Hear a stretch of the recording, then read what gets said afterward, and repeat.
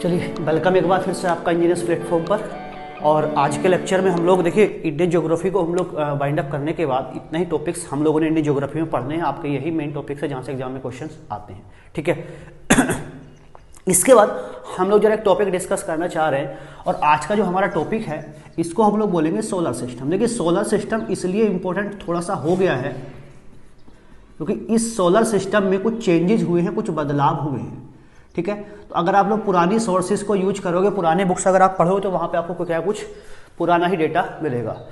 तो solar system की अगर हम लोग बात करें और इस सोलर सिस्टम में जो सबसे मेन हमारा जो सबसे क्या है, यानी कि हमारे कितने 8 टोटल क्या है, 8 उपग्रह है, 8 प्लानेट है, उपग्रह नहीं ग्रह है। कितने प्लानेट है? 8। और ये जो 8 प्लानेट है ये 8 के 8 आपको पता ही होगा किसके चारों ओर घूमते हैं, ये सूर्य के चारों क्या करते हैं, चक्कर लगाते हैं। तो सबसे पहले हम लोग किसकी बात करते हैं, पहले सूर्य की हम लोग बात कर लेते हैं, ठीक है। इसके बाद फिर क्या करेंगे, हम लोग कुछ बाकी प्लैनेट्स को हम लोग देखेंगे। तो देखिए सबसे पहला जो हमारा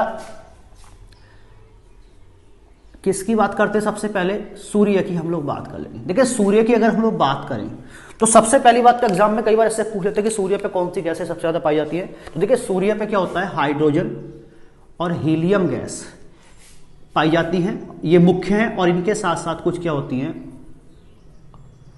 अन्य गैस भी पाई जाती है।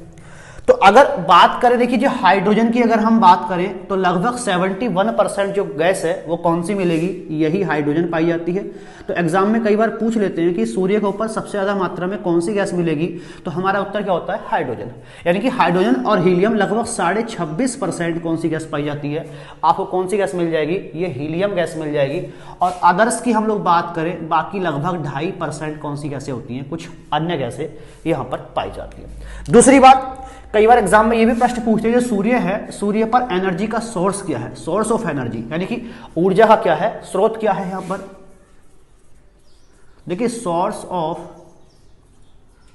एनर्जी, तो यहां पर ऊर्जा का स्रोत नाभिकीय संलयन होता है। आप अच्छे से जानते हैं न्यूक्लियर फ्यूजन होता क्या है।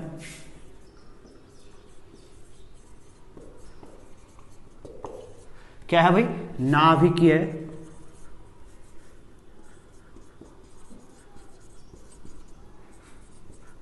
संलयन। जरा याद रखें, एग्जाम में कई बार इसको पूछ लेते हैं। दूसरी अगर हम लोग बात करें, जो सूर्य है इसकी लाइट यानी कि इसका प्रकाश को पृथ्वी तक पहुंचने में 8 मिनट और 16 सेकंड का समय लगेगा। 8 मिनट और 16 सेकंड, इसको भी हम लोग बात याद रखें। देखिए सूर्य के बारे में कुछ अगर मैं कुछ और बातें करूं, देखिए जो सूर्य का जो आउटर वाला पार्ट होता है, आउटर पार्ट, सूर्य का जो बाहरी वाला हिस्सा होता है, ठीक है, यानी कि आउटर वाला, आउटर मोस्ट पार्ट, सबसे बाहरी हिस्सा, ऐसा लिख लेते हैं हम लोग। तो जो आउटर मोस्ट पार्ट है इसी पार्ट को कहा जाता है फोटोस्फीयर। आप याद रखें इसको क्या बोलते हैं, इस वाले पार्ट को फोटोस्फीयर कहा जाता है। अब देखिए जो फोटोस्फीयर है, इस फोटोस्फीयर की अगर मैं आपसे बात करूं तो ये जो फोटोस्फीयर होता है, इसी फोटोस्फीयर के ऊपर कहते हैं सन स्पॉट्स, इसी के ऊपर पाए जाते हैं, जिसको सन स्पॉट्स, सौर धब्बे। अब आपके मन में प्रश्न आएगा कि सन स्पॉट्स होते क्या हैं। तो सन स्पॉट्स को जानने से पहले थोड़ी सी एक बात आपको समझनी पड़ेगी, और वो बात है, हम लोग बात करते किसकी, सोलर फ्लेयर्स, यानी कि सौर ज्वालाएं क्या होती हैं। देखिए सौर ज्वाला का मतलब क्या होता है, जब सूर्य का जो सूर्य से क्या होता है, कई बार एटम्स का एक तूफान होता है और वो सूर्य क्या होता है, ग्रेविटेशनल फोर्स को छोड़ने के बाद स्पेस में पहुंच जाता है, ठीक है। तो एटम्स का क्या है, ये एक तूफान है, ठीक है। तो ये एटम्स का तूफान है कौन, सौर ज्वालाएं, परमाणुओं का तूफान होता है। और जब ये तूफान क्या होता है, हमारी अर्थ के क्या होते हैं, सॉरी हमारे एटमॉस्फेयर में एंट्री, यानी कि वायुमंडल में, सॉरी स्पेस में एंट्री कर जाता है। देखिए सूर्य से क्या होता है, एटम्स का जो तूफान है वह जब ये एटमॉस्फेयर में एंट्री कर जाता है तो इसी को बोलते हैं, और इसमें एक बड़ी चमक पैदा होती है, इन्हीं को बोलते हैं सौर ज्वालाएं। और ये जो सौर ज्वालाएं हैं, जहां से ये उठ के बनती हैं, जहां से क्या होती है बनती हैं, जिस स्थान से बनती हैं उस स्थान को बोलते हैं, वहां पर क्या होते हैं काले रंग के धब्बे पड़ जाते हैं। जहां से क्या होती हैं उठ के चलती हैं सूर्य से, वो कहां से दिखती हैं फोटोस्फीयर से, वहां पर क्या पड़ जाते हैं काले धब्बे पड़ जाते हैं। और इन्हीं काले धब्बों को हम लोग क्या बोलते हैं सन स्पॉट्स हम बोलते हैं, या सौर कलंक हम लोग बोलते हैं। अब देखिए इतनी बात कर ली, अब मैं फिर से इस फोटोस्फीयर की बात करूं, यानी कि देखिए सूर्य का सबसे बाहरी हिस्सा है, उसको बोलेंगे फोटोस्फीयर। अब फोटोस्फीयर का भी बाहरी हिस्सा, ठीक है, फोटोस्फीयर का भी आउटर पार्ट, इस फोटोस्फीयर का भी जो आउटर पार्ट है इसको बोलते हैं कॉल्ड कोरोना। क्या बोलते हैं इसको? कोरोना, या इसको किरीट भी कहा जाता है ना। तो सूर्य का सबसे बाहरी हिस्सा देखिए, मान लीजिए ये सन है,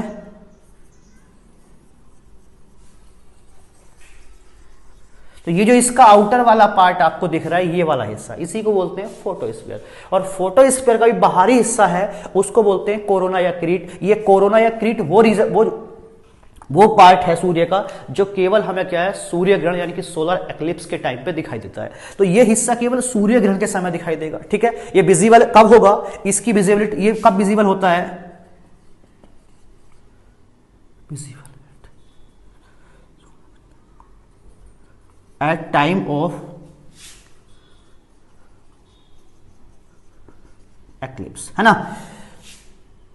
क्या है, कब स्पष्ट होता है ये, सूर्य ग्रहण के समय ही ये दिखाई देता है ये वाला हिस्सा। तो सूर्य ग्रहण के समय कोरोना का यानी कि फोटोस्फीयर का दिखने वाला हिस्सा, इसको हम लोग क्या बोलते हैं क्रीट बोल देते हैं। अब देखो इसी क्रीट की स्टडी करने के लिए आजकल इसी क्रीट की स्टडी करने के लिए नासा के द्वारा क्या है एक मिशन लॉन्च किया गया था जो काफी न्यूज में रहा।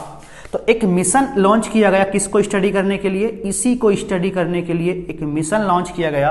और इस मिशन की हम लोग बात करें तो बड़ा फेमस मिशन था, एग्जाम्स में पूछा गया, इसका नाम था सोलर पार्कर प्रोब मिशन। तो कई बार एग्जाम में पूछ लेते हैं कि सोलर पार्कर प्रोब मिशन का संबंध किससे है, तो कोरोना की स्टडी से है। और इस मिशन का नाम था वही सोलर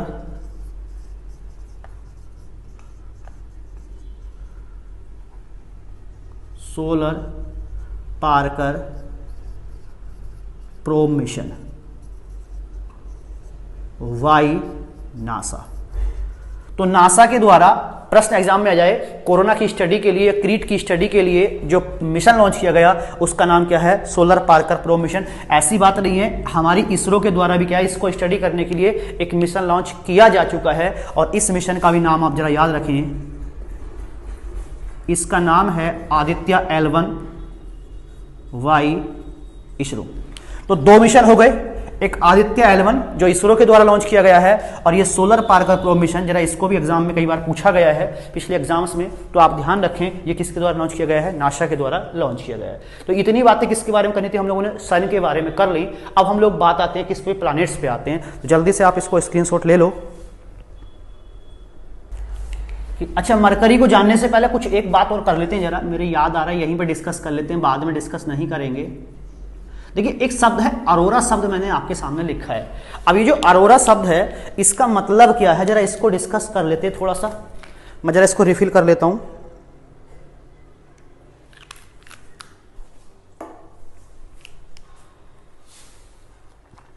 देखिए अरोरा का मतलब क्या है, दरअसल अभी मैंने आपको सौर ज्वालाएं समझाया, सोलर फ्लेयर्स समझाया, क्या होती हैं सोलर फ्लेयर्स। जब ये सोलर फ्लेयर्स क्या होती हैं, कई बार हमारी अर्थ के एटमॉस्फेयर में एंट्री कर जाती हैं, और जब ये हमारी अर्थ के एटमॉस्फेयर में एंट्री करती हैं सोलर फ्लेयर्स, तो हमारी जो अर्थ के एटमॉस्फेयर में जो हवा है, उस हवा में जो वायु के सॉरी धूल के जो कण हैं उनके साथ क्या करती हैं, कोलाइड कर जाती हैं। और कोलाइड करने पर क्या होती हैं, एक चमक पैदा होती है। इसी चमक को हम लोग क्या बोलते हैं, अरोरा बोल देते हैं। अरोरा का मतलब होता है हिंदी में देखिए आभा मंडल। हिंदू देवी देवताओं के सर के पीछे आपको एक आभा क्या है, चक्र मिलेगा, ठीक है, उसी को आभा मंडल बोलते हैं। तो ऐसी एक चमक पैदा होती है, उसी को बोलते हैं अरोरा कहा जाता है। देखिए ये चमक है, तो अरोरा क्या है, दरअसल एक चमक है। अगर ये चमक अगर उत्तरी ध्रुव पे पैदा होती है और ये चमक दक्षिणी ध्रुव पे भी पैदा होती है, तो अगर ये चमक उत्तरी ध्रुव पे पैदा हो जाए तो इस चमक को अरोरा बोरियालिस बोला जाता है।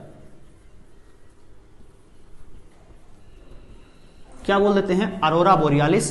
और ये चमक अगर साउथ पोल पे पैदा होती है, दिखाई दे, तो इसको अरोरा ऑस्ट्रेलिस कहा जाता है। तो एग्जाम में कई बार पूछ लेते हैं अरोरा ऑस्ट्रेलिस और अरोरा बोरियालिस क्या है, तो आप समझ सकते हैं। अब इसके बाद सबसे पहले हम लोग प्लैनेट पे आते हैं और हम लोग बात करते हैं किसकी भाई, मरकरी की बात करते हैं। हिंदी में इसको बुध कहा जाता है। अब देखिए मरकरी की बात करें तो सबसे पहली बात तो सूर्य का सबसे नजदीकी ग्रह हो गया, आपको दिख ही रहा होगा। तो ये सबसे पहली बात तो सोलर मंडल का सबसे छोटा प्लैनेट है। सबसे छोटा क्या है, कौन सा है ये, सबसे छोटा है कौन, स्मॉलेस्ट, कौन सा, बुध। और बुध के बारे में कुछ अगर हम लोग और बातें करें, देखिए यहां पर दिन जो होते हैं बहुत ज्यादा ठंडे होते हैं और रात क्या होती है, बहुत ज्यादा ठंडी होती है। तो इस प्लैनेट पर day are extremely hot and night are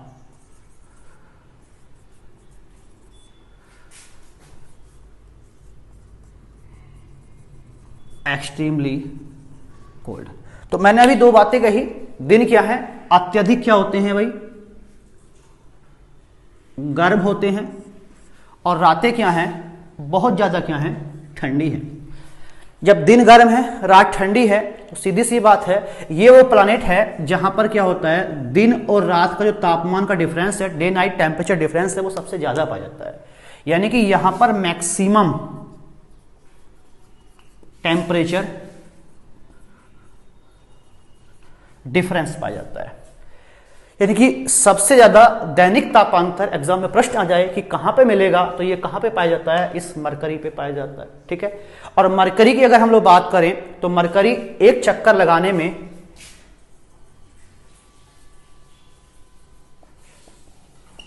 कितने दिन का समय लेता है, 88 दिन का ये समय ले रहा है। इस प्लैनेट का कोई एटमॉस्फेयर है ही नहीं, यहां का कोई वायुमंडल है ही नहीं, इसके ऊपर क्या एटमॉस्फेयर नहीं पाया जाता। और दूसरी बात, इसका कोई उपग्रह यानी कि मून भी नहीं है, किसका, याद रखें, मरकरी का। और मरकरी को स्टडी करने के लिए नासा के द्वारा एक मिशन भेजा गया था। उस मिशन का नाम, जिसको एग्जाम में कई बार पूछ लेते हैं, तो इसका नाम था messenger, messenger mission by NASA. तो M for Mercury, M for messenger, आप इसको बना सकते हैं। फिर हम लोग आगे की बात करते हैं जरा।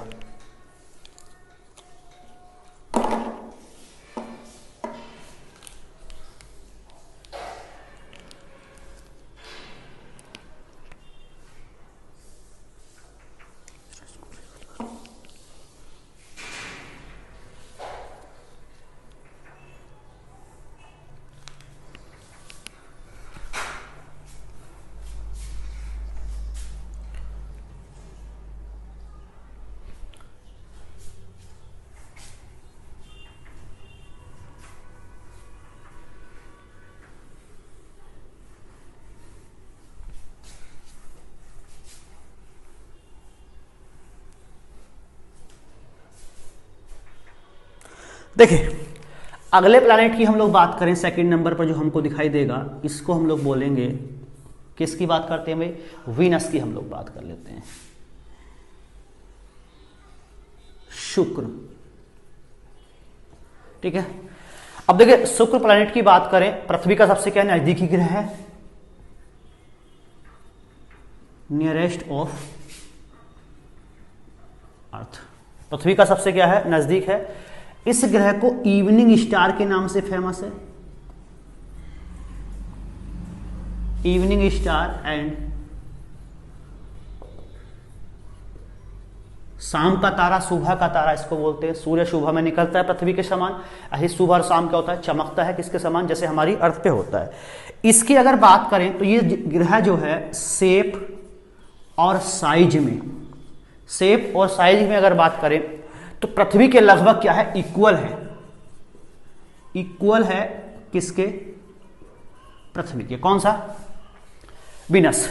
और इसलिए इस वीनस को क्या है, पृथ्वी की क्या है, जुड़वा ग्रह बोलते हैं, पृथ्वी की सिस्टर बोलते हैं, सिस्टर ऑफ अर्थ कहा जाता है इसको।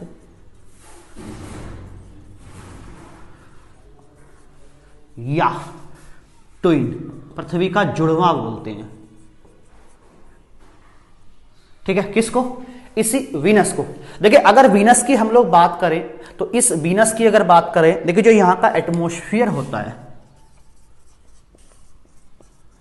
कहां का, वीनस का जो वायुमंडल है, इस वायुमंडल की लगभग 95% इस वायुमंडल पे कौन सी गैस होती है, CO2 गैस पाई जाती है, और 3.5% यहां पर क्या है, नाइट्रोजन गैस मिलेगी आपको, बाकी अन्य गैसें होंगी। अब जिस प्लैनेट के ऊपर CO2 इतनी मात्रा में मौजूद हो तो आप जान सकते हो वो ग्रह कितना गर्म होगा।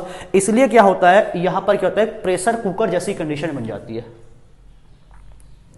ठीक है, कैसी कंडीशन बन जाती है, प्रेशर कुकर जैसी कंडीशन बन जाती है। कंडीशन एज प्रेशर कुकर, कैसी कंडीशन बनती है, प्रेशर कुकर जैसी कंडीशन बन जाती है।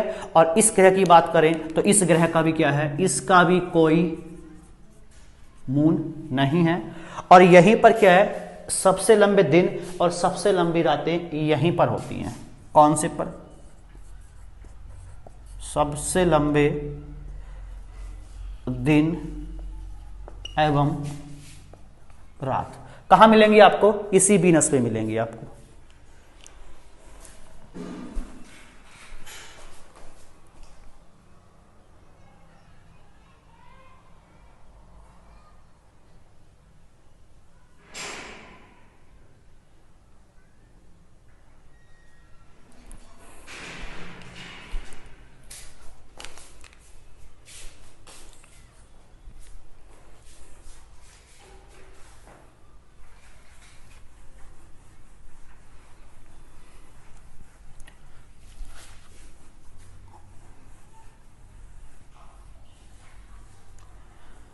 देखिए नेक्स्ट थोड़ी सी बात अर्थ के बारे में कर लेते हैं। इसके बाद 3 नंबर पर कौन सा आएगा, नीले से ही लिख रहा हूं इसको, क्योंकि इसको क्या बोलते हैं भाई, अर्थ को कहा जाता है नीला ग्रह बोला जाता है इसको, ब्लू प्लैनेट के नाम से फेमस है अर्थ। ठीक, और अर्थ की बात करें, इसका जो रिवॉल्यूशन टाइम है,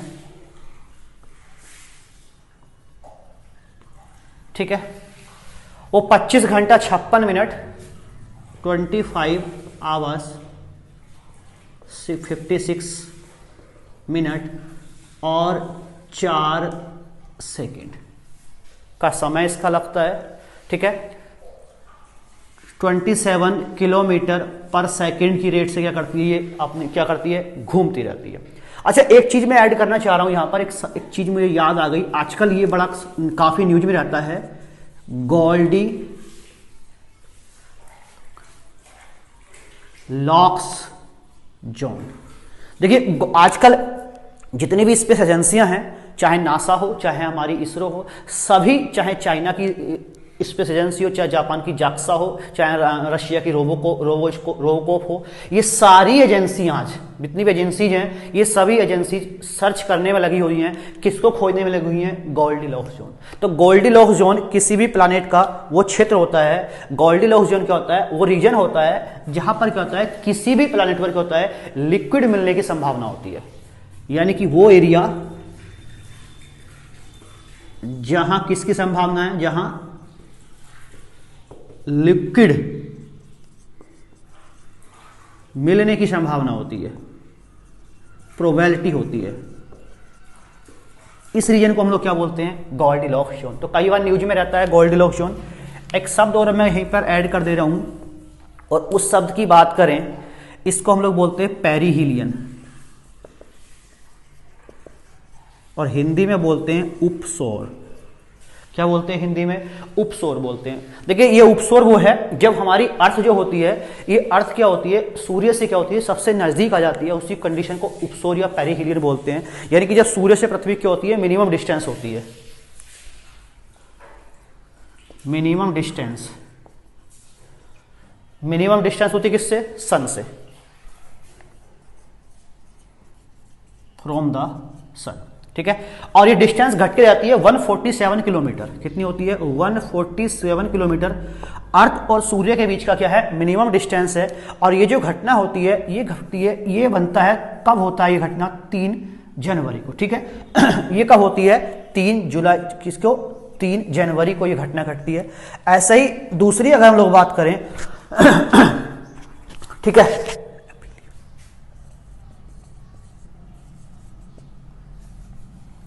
एफहीलियन यानी कि अपसोर, और ये इसका उल्टा होगा। जब क्या होती है? सूर्य से क्या होती है? मैक्सिमम डिस्टेंस होती है, मैक्सिमम डिस्टेंस पृथ्वी की।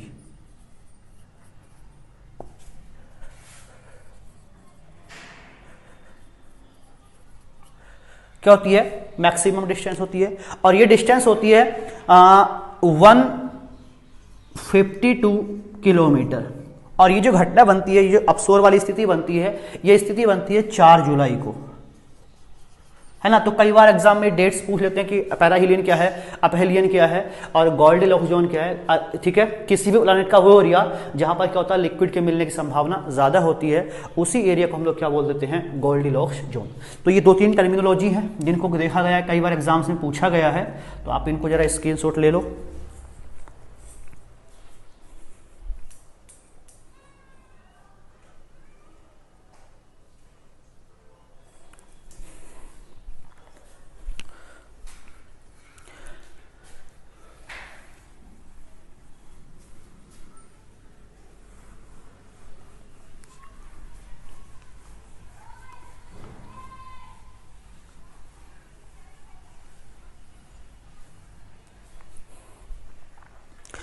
नेक्स्ट जो हमारा इसके बाद प्लैनेट आता है, इसको बोलेंगे मार्स।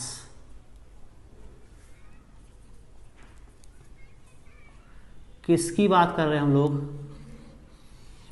मंगल ग्रह की हम लोग बात कर रहे हैं। अब देखिए, मंगल ग्रह की हम लोग बात करें, ये जैसे हमारी अर्थ क्या है? 23.5 23.5 क्या टिल्टेड है, ऐसे ही इसकी अगर बात करें तो ये टिल्टेड है 25 डिग्री। कितना झुका हुआ है? ये 25 डिग्री क्या है? एंगल पर क्या है? झुका हुआ है। इसका झुकाव 25 और हमारी अर्थ का 23.5 है।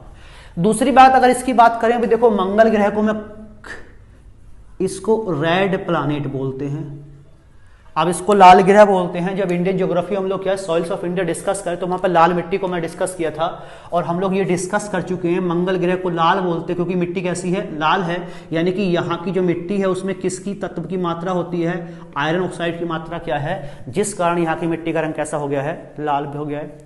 दूसरी बात करें, इस एटमॉस्फेयर में CO2 सबसे ज्यादा, यहां पर भी CO2 गैस पाई जाती है। लगभग यहां भी 95% कौन सी गैस मिलेगी आपको? इसके एटमॉस्फेयर में CO2 गैस मिलेगी। देखिए बात करें क्या इसके अगर मैं बात करूं कोई मून है, तो हाँ इसके 2 मून आपको मिलेंगे। एक है फोबोस और दूसरा है डीमोस।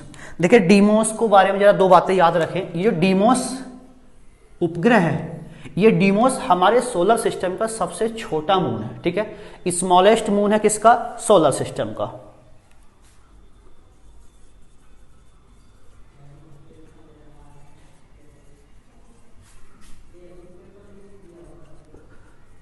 सोलर सिस्टम का सबसे छोटा है कौन सा? यही। अच्छा, इस मंगल ग्रह पर एक माउंटेन्स भी यहां पर पाए जाते हैं, ठीक है। तो एक ओलंपस मॉन्स नाम का माउंटेन यहां पर मिलेगा, ओलंपस मॉन्स। देखिए जो ओलंपस मॉन्स है इस सोलर सिस्टम का सबसे बड़ा वोल्केनिक माउंटेन है। कौन सा? ओलंपस मॉन। तो ये क्या है? एक लार्जेस्ट वोल्केनो है ऑफ सोलर सिस्टम का। जरा याद रखें, largest volcano of solar system. ऐसे ही एक माउंटेन यहां पे और फेमस है, इसका नाम है निक्स ओलंपिया। कौन सा? ये निक्स ओलंपिया क्या है? हमारे सोलर सिस्टम का क्या है? सबसे ऊंचा माउंटेन है। ये क्या है? हाईएस्ट माउंटेन है।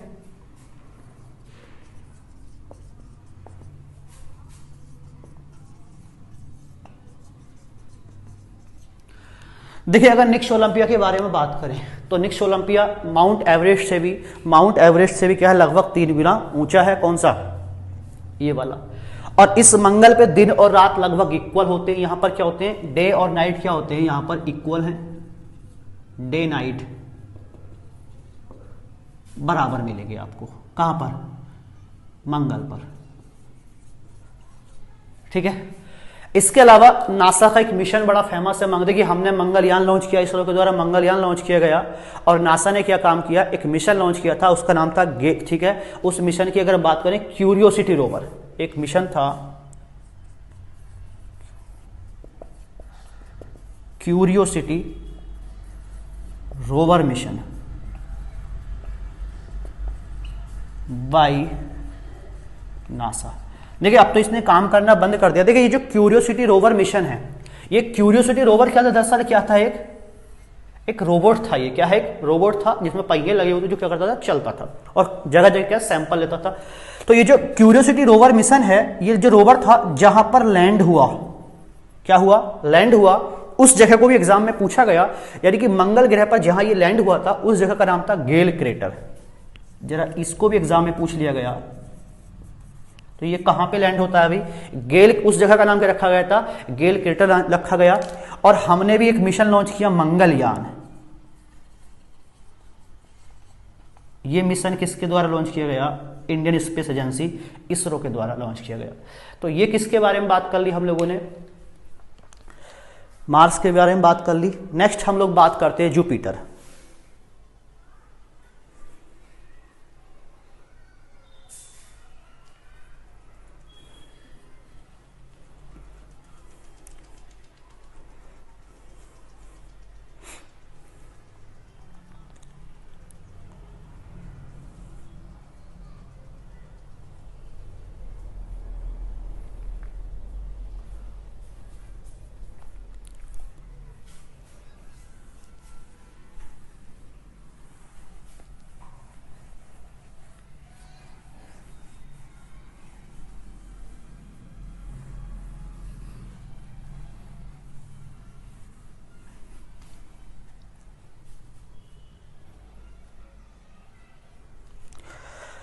अगले प्लैनेट की बात करें,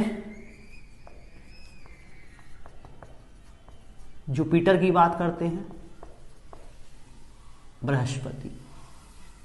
बृहस्पति को मास्टर ऑफ गॉड कहा जाता है, बड़ा ग्रह है। क्या है ये, बड़ा ग्रह है। तो इसको क्या है, मास्टर, ये हमारे सोलर मंडल का सबसे बड़ा और सबसे भारी प्लैनेट है,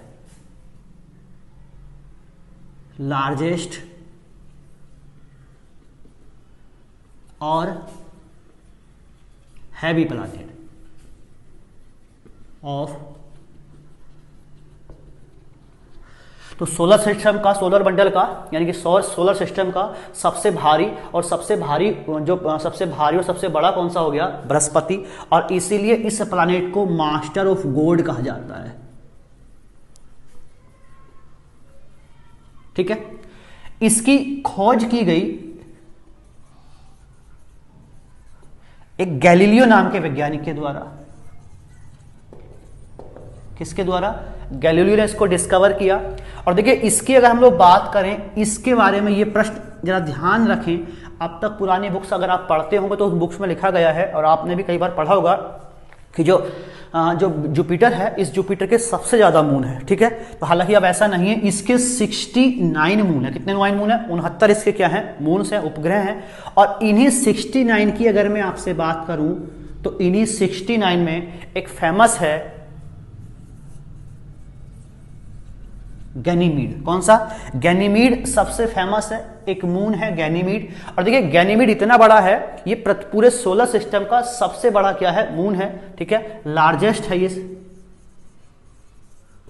लार्जेस्ट ऑफ सोलर सिस्टम। तो सोलर सिस्टम का सबसे छोटा मून हमें मिल गया, कौन सा था, डीमोस, जो किस पे मिलेगा आपको, मंगल पर मिलेगा, मार्स पर मिलेगा। और सोलर सिस्टम का सबसे बड़ा भी क्या मिल गया हमको, वो कौन सा है, गैनीमीड, जो किसका है, जो किसका मून है, जो जुपिटर का मून है। इसके अलावा यूरोपा भी फेमस है इसमें, यूरोपा। एक कैलिस्टो मिलेगा, ये भी काफी फेमस है। एक अगर और बात करना चाहूं तो एक लो मिलेगा, और देखिए ये जो लो है पूरे सोलर सिस्टम में सबसे ज्यादा एक्टिव वोल्केनो यहीं पर पाए जाते हैं। ठीक है, सोलर सिस्टम का क्या है, सबसे ज्यादा क्या है, एक्टिव वोल्केनो वाला पिंड कौन सा है, लो है। कौन सा, लो। सबसे ज्यादा एक्टिव वोल्केनो कौन सा है, इसी पर मिलेगा, किस पर मिलेगा, लो पर मिलेगा। ठीक है, और इसकी अगर गैनीमीड की बात करें, हालांकि मैंने बोला सबसे बड़ा है, हमारी अर्थ का 50% है साइज में, लगभग क्या पृथ्वी का आधा है साइज में। ठीक है, और लो की अगर दोबारा से बात कर दूं, सर्वाधिक क्या है सोलर सिस्टम का मोस्ट एक्टिव वोल्केनिक, ठीक है, मून ऑफ सोलर सिस्टम, या सोलर सिस्टम का सबसे ज्यादा क्या सक्रिय ज्वालामुखी पिंडों वाला क्या है, ये कौन सा है, मून है, लो। ठीक, नेक्स्ट हम लोग बात करते हैं जुपिटर के बाद आते हैं, देखिए, और इसके बाद 6 नंबर पर मिलेगा आपको कौन सा, सैटर्न, सनी। ठीक, और सनी के बारे में अगर बात की जाए तो सनी वो है जिसपे क्या होती हैं, रिंग्स पाई जाती हैं, इसके चारों ओर क्या मिलेंगी आपको, रिंग्स, जिसको हिंदी में वलय बोल देते हैं, ये इसके आसपास मिलेंगी। और ये क्या है, हमारे सोलर सिस्टम का दूसरा सबसे बड़ा है, दूसरा सबसे बड़ा प्लैनेट है, सेकंड लार्जेस्ट प्लैनेट कौन सा है, सैटर्न। सैटर्न, और देखिए सैटर्न की अगर हम लोग बात करें तो इसके अगर हम लोग मून की बात करें तो इसके जो मून हैं, जो इसके उपग्रह हैं, ये उपग्रह हैं, उपग्रह हुआ करते थे 62, कितने, 62, और अभी साल 2000, ठीक है, 19 के लास्ट की बात कर रहा हूं, तो 19 के लास्ट में क्या हुए, 20 नए क्या है खोजे गए, क्या है, इसके 20 नए मून्स खोजे गए हैं, और ये जो 20 खोजे गए, खोजने के बाद कितने हो गए, 82। तो अब याद रखें प्रेजेंट टाइम में सबसे ज्यादा जो मून है वो किसके पास हो गए, सैटर्न के पास। पहले किसके पास हुआ करते थे, जुपिटर के पास हुआ करते थे। अब यहाँ 82 हो गए, वहां 69 बचे हैं। देखिए जो 20 जो नए खोजे गए हैं, ये जो 20 नए खोजे गए हैं, अगर इनकी बात करें तो नासा का एक टेलीस्कोप है, ठीक है, ठीक है, हवाई द्वीप में उसने लगाया था, ठीक, उस टेलीस्कोप के माध्यम से इनको खोजा गया है। ठीक है, उसका नाम है डिस्कवर्ड, ये खोजे गए सुबारू टेलीस्कोप। तो जरा इसका नाम याद रखें, टेलीस्कोप, ठीक है, सुबारू टेलीस्कोप। और ये जो टेलीस्कोप था नासा ने इसको फिट किया था कहां पर, हवाई आइलैंड में, एक हवाई द्वीप मिलेगा आपको। ठीक है, हवाई एक राज्य है ना, ठीक है, अमेरिका का, और हवाई की राज्य की राजधानी होनोलुलु है, ये अमेरिका का 50वां राज्य है। ठीक है, अलास्का 49वां राज्य है, तो ये क्या है, अमेरिका का 50वां राज्य है। इन 82 में से अगर आपसे बात करें, टोटल 82 हो गए, और 82 में यहां का सबसे बड़ा जो मून है वो है, फेमस है, वो है टाइटन। कौन सा रहेगा, देखिए टाइटन इस सैटर्न का सबसे बड़ा, लार्जेस्ट ऑफ सैटर्न, एंड इस पूरे सोलर मंडल का, पूरे सोलर सिस्टम का दूसरा सबसे बड़ा मून है, and second largest of solar system. और सौर मंडल का दूसरा सबसे बड़ा भी कौन सा है, ये कौन सा है, टाइटन। ठीक है, इतनी बातें मैं आपको समझ, रोमन देवता हैं, ठीक है, जो स्वास्थ्य और कृषि के देवता हैं, एग्रीकल्चर के देवता हैं, उन्हीं के नाम पर इसका नाम रखा गया है सैटर्न, इसी का नाम से आया है शनि। ठीक है, अगली हम लोग बात करते हैं, क्या नासा ने इसके लिए कोई मिशन लॉन्च किया, जी हाँ बिल्कुल, नासा ने इसके लिए भी एक मिशन लॉन्च किया था, और उस मिशन का नाम था Cassini mission, Cassini mission by NASA. तो इसको स्टडी करने के लिए नासा ने कैसिनी नाम का मिशन लॉन्च किया था। ठीक है, अगला जो प्लैनेट है 7 नंबर पर, इसको हम लोग बोलते हैं यूरेनस। ठीक है, और यूरेनस को हिंदी में हम लोग क्या बोलते हैं, अरुण के नाम से जानते हैं। इसके बारे में ज्यादा बातें हम लोग नहीं पढ़ेंगे, काफी झुका हुआ है, इसका क्या है, तो इसको क्या है, लेटा हुआ ग्रह बोलते हैं। क्या बोलते हैं इसको, इसको लेटा हुआ ग्रह कहा जाता है। ठीक, इसके बाद सबसे लास्ट में हम लोग अगर बात करें, ठीक है, यूरेनस के बाद आपको मिलेगा नेपच्यून, अरुण के बाद मिलता है आपको वरुण। तो अगर इस वरुण की बात की जाए, ठीक है, तो इसका भी नाम क्या है, समुद्र के देवता हैं रोम्स में, रोम के जो समुद्र के देवता हैं नेपच्यून, उन्हीं के नाम पर इसका नाम रखा गया। हाँ, इसके कुछ मून्स हैं और इसके 13, कितने मून हैं, 13 मून हैं। और इन 13 मूनों में से अगर हम बात करें तो देखिए इन 13 में से एक बड़ा फेमस है, वो इसलिए नाम दे रहा हूं, इसका नाम है ट्राइटन। क्या नाम है इसका, देखिए ये टाइटन है, ये ट्राइटन है, और जानबूझ के एग्जाम में कंफ्यूज कराने के लिए ट्राइटन को पूछा जाता है कि ट्राइटन किसका मून है, तो किसका है, नेपच्यून का। ये टाइटन है, टाइटन किसका हो गया, सैटर्न का हो गया। तो कितने हो गए टोटल, 8 प्लैनेट हो गए। देखिए इससे पहले एक 9वां प्लैनेट भी हुआ करता था, कभी हुआ करता था, और इसका नाम था प्लूटो नाम का। लेकिन साल 2006 में प्राग, चेक गणराज्य की राजधानी है प्राग, वहां पे मीटिंग हुई और इस मीटिंग में क्या कर दिया गया, इसको साल 2006 में ये एग्जिट कर दिया, यानी कि इससे क्या हो गया, प्लैनेट का क्या है, स्टेटस छीन लिया गया। तो अभी फिलहाल हमारे इस सोलर सिस्टम में क्या है, 8 प्लैनेट हैं जो सूर्य के चारों ओर घूमते रहते हैं। तो ये था हमारा सोलर सिस्टम। अब इसके बाद पहले आप इसको ऐड करें, इसके बाद हम लोग आज स्टार्टिंग करेंगे थोड़ी सी वर्ल्ड ज्योग्राफी की। और वर्ल्ड ज्योग्राफी में आज हम लोग, देखिए आपका एग्जाम नजदीक है तो मैं थोड़ा सा ज़्यादा फैक्चुअल ज़्यादा रहूँगा, ठीक है, और बाकी डिटेल में हम लोग कभी बातें फिर करेंगे, क्योंकि क्लास जो हम ले रहे हैं थोड़ी सी एग्जाम टारगेटेड होकर ले रहे हैं, क्योंकि एनटीपीसी आने वाला है आपका एसएससी के लिए, ठीक है, और एसएससी का भी कैलेंडर आ गया है। तो ये जो क्लास रहेंगी थोड़ी टारगेटेड है, तो इसलिए थोड़ा सा आज हम लोग मैपिंग वाला सेशन भी स्टार्ट करेंगे, यानी कि वर्ल्ड ज्योग्राफी। और वर्ल्ड ज्योग्राफी में ऑस्ट्रेलिया कॉन्टिनेंट से स्टार्ट करते हैं, और ऑस्ट्रेलिया के साथ साथ हम लोग बात कर लेंगे इसकी न्यूजीलैंड के बारे में।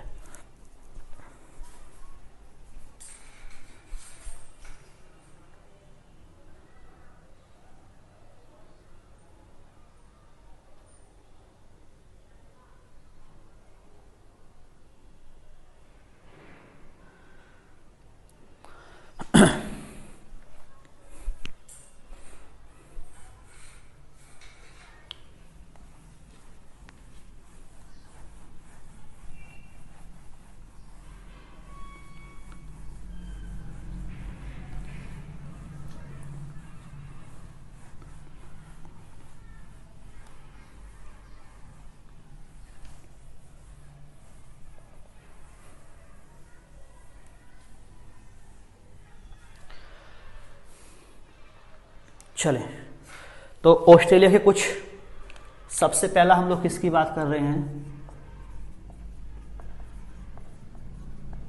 ऑस्ट्रेलिया। देखिए ऑस्ट्रेलिया नाम के देश की अगर हम लोग बात करें, इसको प्यासी भूमि का देश कहा जाता है, ठीक है, country of thirsty land.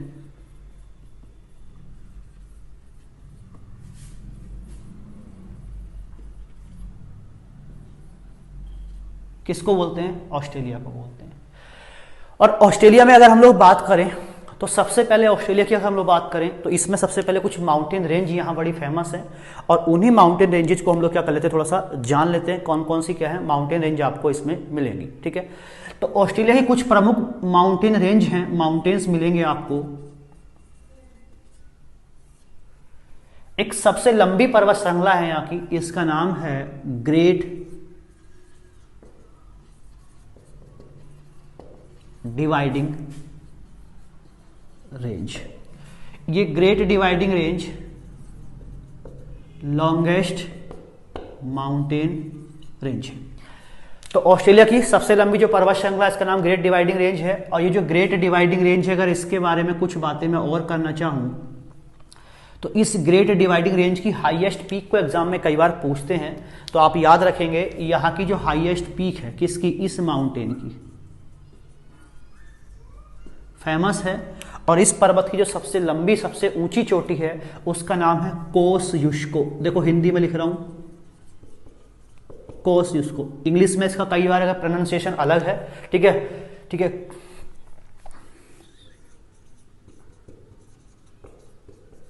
कोसयुस्को highest peak हो गई। दूसरे यहां के माउंटेन की अगर मैं आपसे बात करूं तो दूसरा यहां का फेमस माउंटेन आपको मिलेगा ब्लू माउंटेन। आपने यूकेलिप्टिस पेड़ देखा होगा, तो यूकेलिप्टिस का जो बर्थ प्लेस है, जो जन्म स्थान है, वो कौन सा माउंटेन है? यही ब्लू माउंटेन है। ये दरअसल क्या, इस माउंटेन पे क्या होता है, पूरे पर्वत पे क्या बड़ी मात्रा में क्या है, बड़े पैमाने पर यूकेलिप्टिस के पेड़ पाए जाते हैं यहाँ पर। और उनसे क्या होता है, ऑयल टपकता है। जब वो ऑयल टपकता है उससे क्या होता है, सनरेज रिफ्लेक्ट होती है, जिस कारण क्या है, नीला दिखाई देता है, नीला देखने में प्रतीत होता है। इसलिए इसको क्या कह देते हैं, इसको ब्लू माउंटेन बोल देते हैं। एक और माउंटेन रेंज है ग्रे रेंज। आप देखिए ये वाली जो माउंटेन है, ये एग्जाम के लिए बहुत ज्यादा इंपॉर्टेंट है आपके। अगर यहां से कोई क्वेश्चन प्रश्न बनेगा, किसी माउंटेन को एग्जाम में पूछेंगे, तो संभावना रहती है इसको और इसकी हाईएस्ट पीक को एग्जाम में पूछ लिया जाए। अगली पीक की हम लोग बात कर लेते हैं जरा। सॉरी, ग्रे रेंज के बाद हम लोग को नेक्स्ट मिलेगी आपको एक ग्रे रेंज के बाद देखिए एक माउंटेन है ऑस्ट्रेलियन आल्प्स पर्वत। एक आल्प्स यूरोप में भी है, ठीक है, और एक आल्प्स न्यूजीलैंड में भी है। तो ये कौन सा वाला है, ऑस्ट्रेलियन आल्प्स की मैं बात कर रहा हूं। नेक्स्ट माउंटेन की रेंज की अगर हम लोग बात करें तो एक मिलेगी मैकडोनाल्ड रेंज। जरा इसको भी ध्यान रखें आप लोग, किसकी बात कर रहा हूं, मैकडोनाल्ड रेंज। और एक और इंपॉर्टेंट रेंज है डार्लिंग रेंज, ठीक है। कौन सी रेंज है, डार्लिंग रेंज। और इन दोनों रेंज में डार्लिंग रेंज और क्या है, ये आपकी ग्रेट डिवाइडेड रेंज एग्जाम के लिए ज्यादा इंपॉर्टेंट है। नेक्स्ट हम लोग जरा बात कर लेते हैं, किसके बारे में बात करते हैं, अगली बात हम लोग कर लेते हैं ऑस्ट्रेलिया के कुछ क्या है डेजर्ट के बारे में, और यहाँ के कुछ क्या है मरुस्थलों के बारे में। लोग थोड़ी डेजर्ट और प्लेटूज के बारे में बात करते हैं। Desert and plateaus. देखिए ऑस्ट्रेलिया के डेजर्ट और प्लेटूज एग्जाम के लिए बहुत इंपॉर्टेंट है। तो सबसे पहले एक पठार यहां पर मिलेगा, इसका नाम है किम्बरले पठार। तो आप इस किम्बरले प्लेटू का नाम याद रखेंगे, ऑस्ट्रेलिया में मिलेगा। किम्बरले प्लेटू के बाद यहां पे अगला डेजर्ट मिलता है, केवल एक ही पठार है, इसका नाम है ग्रेट सैंडी डेजर्ट।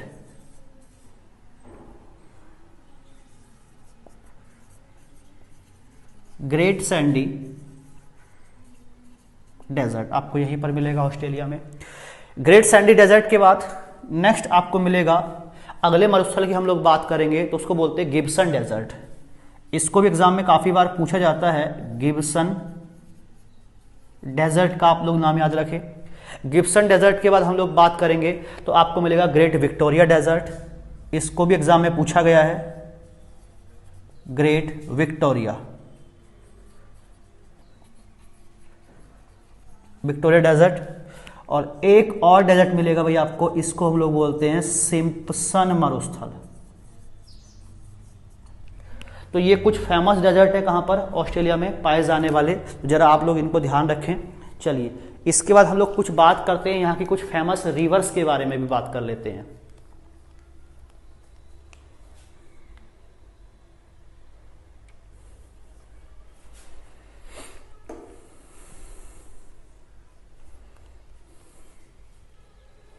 देखिए ऑस्ट्रेलिया की कुछ प्रमुख नदियां हैं, कौन कौन सी नदियां फेमस हैं। तो ऑस्ट्रेलिया की नदियों की बात करें,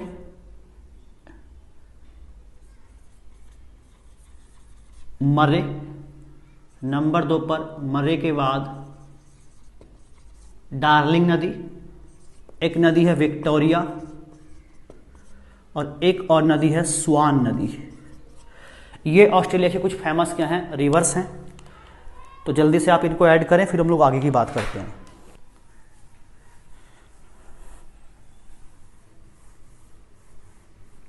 देखिए नेक्स्ट कुछ फैक्चुअल हम लोग बात करते हैं। ऑस्ट्रेलिया में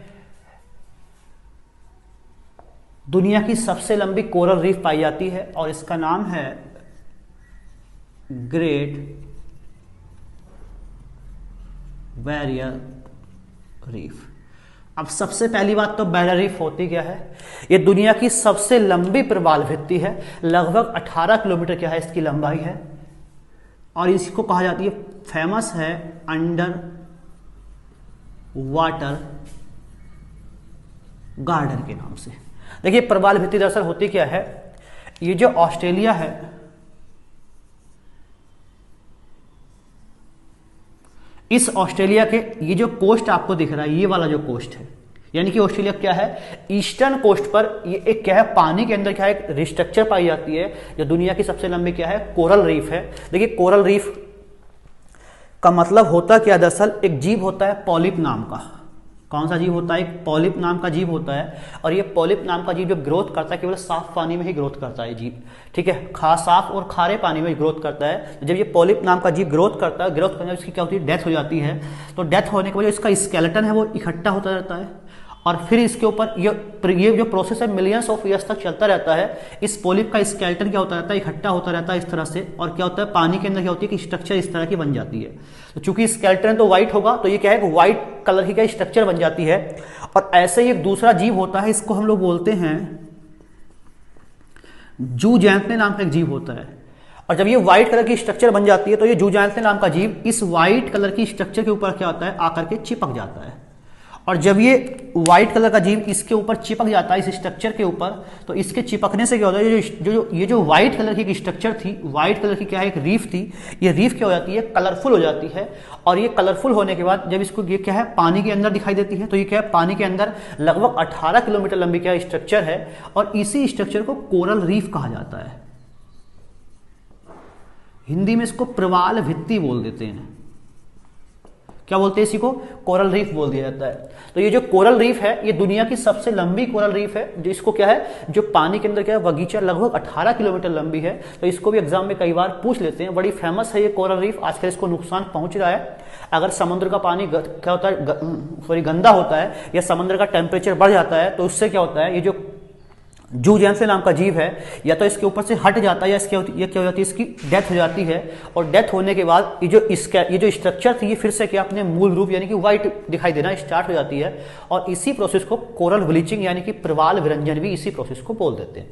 तो आप याद रखें, दुनिया की सबसे लंबी जो प्रवाल भित्ति है वो कहाँ पर मिलेगी, आपको ऑस्ट्रेलिया में ही मिलेगी, जो पूरे वर्ल्ड में फेमस है। किस नाम से, अंडर वाटर गार्डन के नाम से फेमस है। पानी के अंदर बगीचे के नाम से इसको क्या है, कहा जाता है। ठीक है। अच्छा, ऑस्ट्रेलिया काफी न्यूज में भी रहा था। वहां के जंगलों में क्या रही, आग लगी, वहां के वाइल्ड लाइफ को बहुत नुकसान पहुंचा। ठीक है, तो इसलिए ऑस्ट्रेलिया संभावना के एग्जाम में क्वेश्चन पूछ लिया जाए। दूसरी, अगर मैं ऑस्ट्रेलिया के बारे में आपसे बात करूं, दूसरी बात ये बन सकता है, कुछ फैक्चुअल बात। देखिए ऑस्ट्रेलिया में एक साइक्लोन बड़ा फेमस है जिसको एग्जाम्स में कई बार पूछा जाता है। एक ट्रॉपिकल साइक्लोन यहां पर बनता है, एक उष्णकटिबंध चक्रवात यहां पर आता है।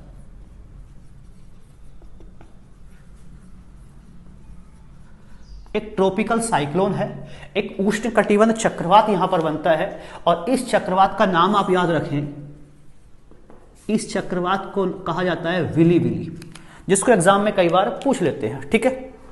ऐसे ही ऑस्ट्रेलिया में कुछ घास के मैदान बड़े फेमस हैं। तो एसएससी जेईई के एग्जाम्स में मैं पुराने क्वेश्चन पेपर जब देखा हूं तो उसमें पता लगा कि एक ग्रासलैंड को एग्जाम में कई बार पूछा गया है। तो ठीक है, तो जरा देख ले कौन कौन से ग्रासलैंड है। एक शीतोष्ण कटिबंध घास का मैदान मिलेगा, टेम्परेट जोनल ग्रासलैंड, शीतोष्ण कटिबंध घास का मैदान। और इस घास के मैदान को सवाना कहा जाता है। तो एग्जाम में कई बार पूछ लेते हैं कि सवाना घास के मैदान कहां पाए जाते हैं, तो कहां पर पाए जाते हैं, ऑस्ट्रेलिया में। ऑस्ट्रेलिया में एक ट्रॉपिकल ग्रासलैंड भी मिलेगा आपको, उष्ण कटिबंध घास का मैदान, ट्रॉपिकल जोनल ग्रासलैंड। तो जो उष्ण कटिबंध घास का मैदान है, इस घास के मैदान को डाउन्स कहा जाता है। और देखिए जो डाउन्स घास का मैदान है, इसकी अगर बात करें तो ये ऑस्ट्रेलिया में फेमस है। इसको ऑस्ट्रेलिया का पार्कलैंड कहा जाता है, द पार्कलैंड ऑफ ऑस्ट्रेलिया कहा जाता है इसको।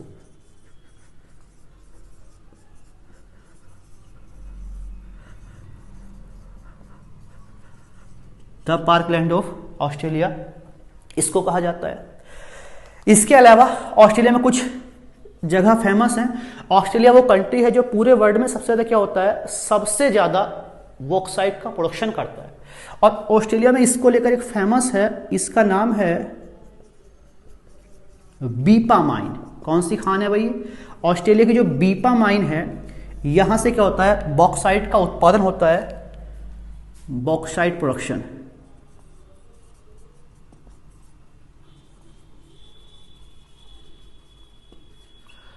तो ये वर्ल्ड में फेमस है कौन सी माइन, ये वो बीपा माइन।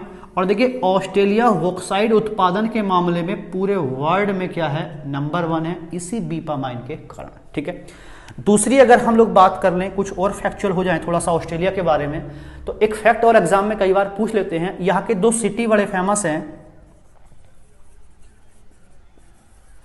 एक का नाम है कालगुरली और दूसरे का नाम है कूलगार्डी।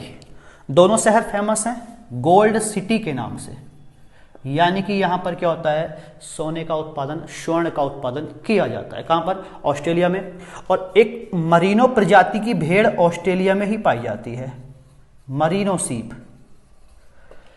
कई बार एग्जाम में देखिए मरीनो सीप का जो ऊन निकलता है, जो वूल निकलता है, वो वूल काफ़ी डिमांडेबल, काफ़ी डिमांड उसकी होती है और वो काफ़ी कॉस्टली होता है, और इससे बना हुआ जो कपड़ा होता है वो लाखों में बिकता है। ठीक है, उसकी काफ़ी कॉस्ट होती है, तो ये कई बार इसको भी एग्जाम में पूछ लेते हैं।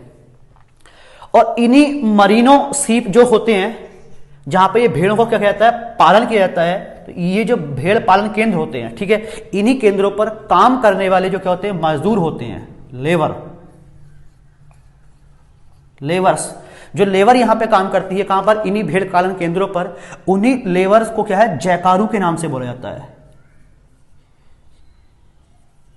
क्या बोलते हैं भाई, जयकारू। तो जयकारू ऑस्ट्रेलिया के भेड़ पालन केंद्रों पर काम करने वाले मजदूर हैं, क्या बोल दिया था उनको, जयकारू कहा जाता है। एक बार एग्जाम में पूछ लिया गया था जयकारू। और चलते चलते इसमें मैं एक बात और ऐड करना चाह रहा हूं, ऑस्ट्रेलिया की एक रेलवे लाइन फेमस है, जरा उस रेलवे लाइन को भी हम लोग जान लेते हैं। मैं इस तरफ लिख दे रहा हूं, इसका नाम है ट्रांस ऑस्ट्रेलियन रेलवे। ठीक है, ये रेलवे मार्ग सिडनी को पर्थ से जोड़ता है। ठीक है, या सिडनी को पर्थ से कनेक्ट करता है, सिडनी टू पर्थ। तो मैं समझ रहा हूं इतने ही फैक्ट हैं, ये काफी इंपॉर्टेंट एग्जाम के लिए, आपसे एग्जाम में पूछे जाते हैं, तो आप जल्दी से इनको नोट कर लें। और इसके बाद चलते चलते हम लोग एक ऑस्ट्रेलिया के पास में ही, ऑस्ट्रेलिया कॉन्टिनेंट में एक छोटा देश मिलेगा आपको, न्यूजीलैंड के बारे में भी हम लोग बात कर लेते हैं। एग्जाम में यहां से भी प्रश्न बनने की संभावना रहती है। नेक्स्ट हम लोग अंतिम बात करेंगे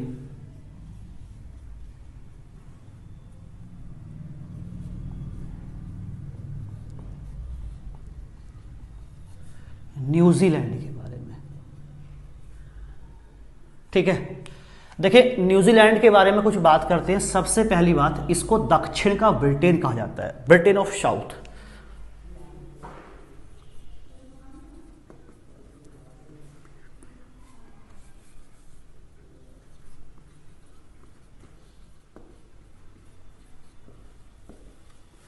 इस द्वीप की एक पुर्तगाली यात्री थे, आवेल तस्मान नाम के व्यक्ति ने खोज की थी। हालांकि उसकी जब उसने डिस्कवरी करके लोगों को बताया कि मैंने क्या एक नया आइलैंड खोजा है, तो लोगों ने उसको माना नहीं। लेकिन 1769 में एक अंग्रेज कैप्टन है जेम्स कुक, वो इस क्षेत्र में आए और उन्होंने क्या कर दिया, लोगों को बताया जो बात तस्मान बोल रहा है वो बात क्या है, सही है। यानी कि इसकी खोज किसने की, आवेल तस्मान ने की। तो डिस्कवरी किसके द्वारा की गई, इसका एक पुर्तगाली यात्री हैं आवेल तस्मान, आवेल तस्मान, है ना। लेकिन इसको सर्टिफाइड किसने किया, इस खोज को सर्टिफाइड किया कैप्टन जेम्स कुक के द्वारा, जो एक अंग्रेज नाविक थे, कैप्टन जेम्स कुक। देखिए न्यूजीलैंड के बारे में अगर हम लोग कुछ बात करना चाहें, तो जो न्यूजीलैंड कंट्री है, यहां के जो नेटिव लोग हैं, यानी कि यहां के जो मूल निवासी लोग हैं, यहां के मूल निवासियों की बात करें तो यहां के जो मूल निवासी लोग हैं, उन मूल निवासियों को कहा जाता है माओरी। क्या कहा जाता है, माओरी कहा जाता है। और इस माओरी को लेकर एग्जाम में कई बार क्वेश्चन बनाए जाते हैं।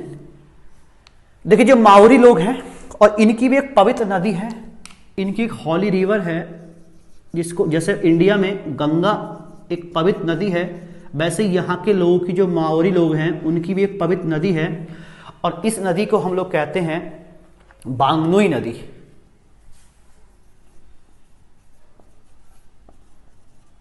कौन सी रिवर है, बांगनुई रिवर। देखिए जो बांगनुई रिवर है, ये दुनिया की वो पहली रिवर है जिसको लिविंग ह्यूमन स्टेटस दिया गया, जीवित मानव का दर्जा पहली बार किस नदी को मिला, इसी नदी को मिला। और माओरी ट्राइब्स और ये बांगनी रिवर को लेकर एग्जाम में कई बार क्वेश्चन पूछे गए हैं। दुनिया की सबसे पहली क्या है, ऐसी नदी जिसको क्या है, लिविंग ह्यूमन स्टेटस दिया गया, यानी कि इसको क्या मिला हुआ है, लिविंग ह्यूमन स्टेटस, जीवित मानव का दर्जा। मतलब जो राइट्स आपके पास हैं, जो राइट ह्यूमंस के पास हैं, वही राइट किसको दिए गए, इसको दिए गए। तो पहली बार न्यूजीलैंड के कोर्ट ने विश्व में पहली बार किसी नदी को इस स्टेटस मिला, तो कौन सी थी, बांगनोई रिवर। और ये एग्जाम में क्वेश्चन साल 2016 की बात है, स्टेटस मिला इसको, एग्जाम्स में ये क्वेश्चन खूब पूछा गया। साल 2017 में ही उत्तराखंड हाईकोर्ट ने भी क्या काम किया, गंगा और यमुना को क्या दे दिया, जीवित मानव का दर्जा दे दिया। ठीक है, तो 2016 में इसको मिला, 17 में किसको मिला, गंगा और यमुना को मिला। दूसरी अगर हम लोग बात करें यहाँ के जो सबसे बड़ी नदी है, यहाँ की क्या है, सबसे बड़ी नदी की बात करें, लार्जेस्ट रिवर, तो यहाँ की सबसे बड़ी नदी है वैकाटो। कौन है, वैकाटो यहाँ की सबसे बड़ी नदी है। कहाँ की, न्यूजीलैंड की।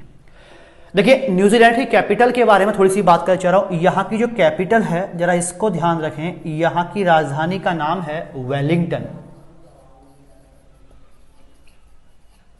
और ये जो वेलिंगटन राजधानी है, चूंकि न्यूजीलैंड को अगर आप मैप पे देखोगे तो पाओगे न्यूजीलैंड के दक्षिण में, साउथ में, सदर्न हेमिस्फीयर में आता है, कोई और कंट्री है ही नहीं। ठीक है, कोई और कंट्री है ही नहीं, तो इसलिए जो न्यूजीलैंड की राजधानी है ये क्या है, दुनिया की क्या सबसे दक्षिणी राजधानी है। क्या है, सबसे दक्षिणी राजधानी है, सदर्न कैपिटल ऑफ वर्ल्ड, दुनिया की सबसे क्या, इसको दक्षिणतम राजधानी कहा जाता है। किसको, वेलिंगटन को।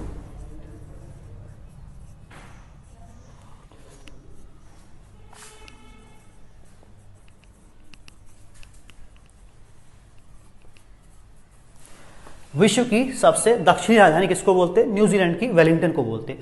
अच्छा, चलते चलते यहाँ का एक माउंटेन बड़ा फेमस है। ठीक है, कौन सा, न्यूजीलैंड का एक माउंटेन है, मैं उसको नाम इस तरफ लिख दे रहा हूं। एक यहाँ का पर्वत है और इस पर्वत का नाम है